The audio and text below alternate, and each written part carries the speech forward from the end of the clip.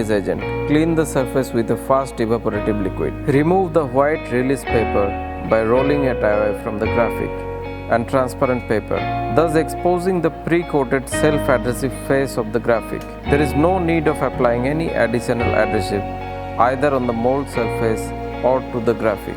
Ensuring the orientation of the graphic in relevance to the mold and holding the transparent paper by the end, carefully apply the graphic to the cleaned part of the mold. Please also note that warming up of the mold surface where the graphic is to go will assist the graphic application. It is mandatory to avoid entrapment of air.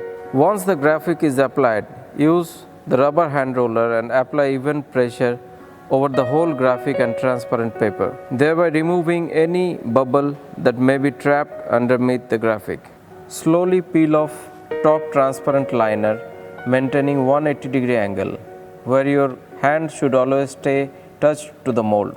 It is suggested you should apply your hand roller once more on the graphic to make it stay touched to the mold.